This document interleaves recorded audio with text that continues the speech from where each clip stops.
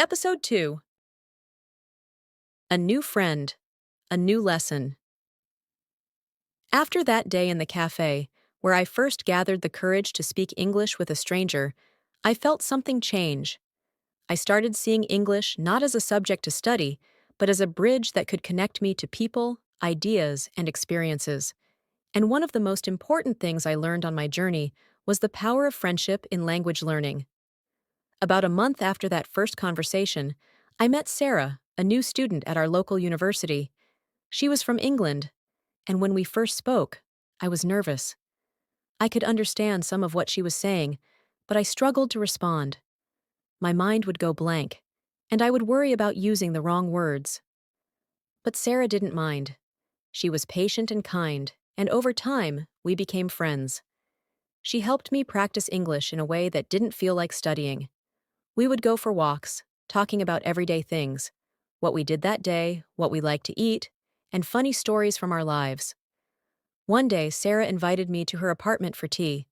As we sat sipping from our cups, she smiled and said, "Lena, your English has improved so much." I blinked in surprise. "Really?" "Yes," she said. "You're speaking more confidently now. I remember when we first met. You were so shy. But now look at you." That moment gave me a huge boost of confidence. I realized that learning English wasn't just about understanding words, it was about using them in real conversations. I wasn't just memorizing vocabulary and grammar anymore. I was actually communicating.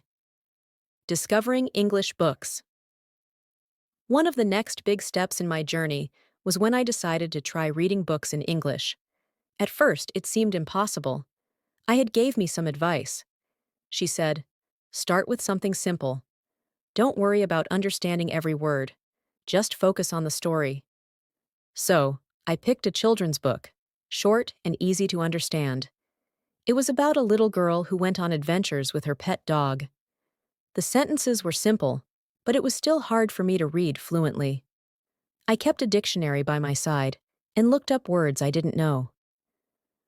The first time I finished a book in English, I felt like I had climbed a mountain. It wasn't a big book, but for me, it was a huge achievement. And from there, I started reading more and more. Stories, articles, even simple novels. The more I read, the more I realized that English wasn't just a language of grammar and rules. It was a language of stories, ideas, and imagination. A small mistake, a big lesson. But not every day was a success. I remember one time when I made a really embarrassing mistake. Sarah and I had gone to a restaurant together, and I wanted to order a sandwich. But instead of saying sandwich, I accidentally said sandwiches. I didn't realize my mistake until Sarah started laughing. "What's so funny?" I asked, confused. "You just ordered more than one sandwich for yourself," she said, giggling. Felt my face turn red, but then I started laughing too. It was a small mistake, but it reminded me that making mistakes is part of learning. Nobody gets everything right the first time, and the best way to learn is to keep trying, even if you make a few mistakes along the way. Reaching out to the world. As I continued my journey, I found new ways to use English. One day, Sarah suggested that I try writing a blog in English. "It doesn't have to be perfect," she said. "Just write about your experiences. Share your journey." I thought it was a great idea. So I started a simple blog where I wrote about the things I was learning, my favorite English words, and funny stories from my language journey. I wasn't sure if anyone would read it, but to my surprise, people from all over the world started leaving comments. Some were also learning English and shared their experiences. Others were native speakers who encouraged me to keep going. It was amazing to connect with people from different countries, all through the language I had worked so hard to learn. The blog became a way for me to practice writing and to remind myself of how far I had come. I wasn't just learning English anymore. I was using it to reach out to the world. The moment I realized I had made it. One of the most special moments in my journey came during a trip abroad. I had always dreamed of visiting the United States, and one summer I finally got the chance.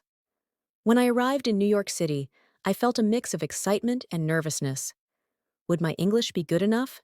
Would I be able to understand everyone?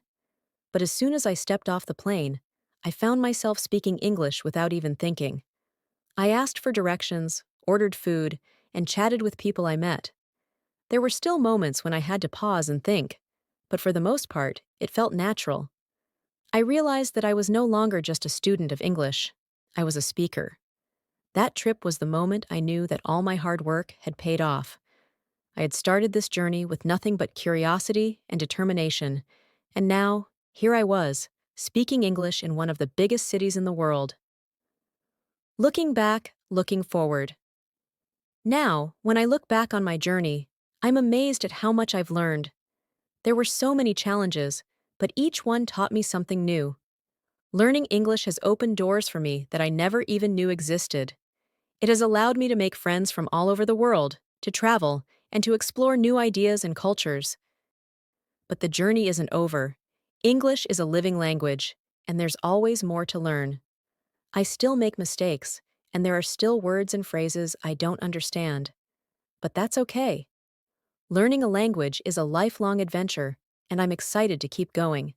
For anyone else out there who is learning English, I want to say, don't give up. It's not always easy, but it's worth it. Every small step brings you closer to your goal. Keep practicing, keep speaking, and most of all, enjoy the journey.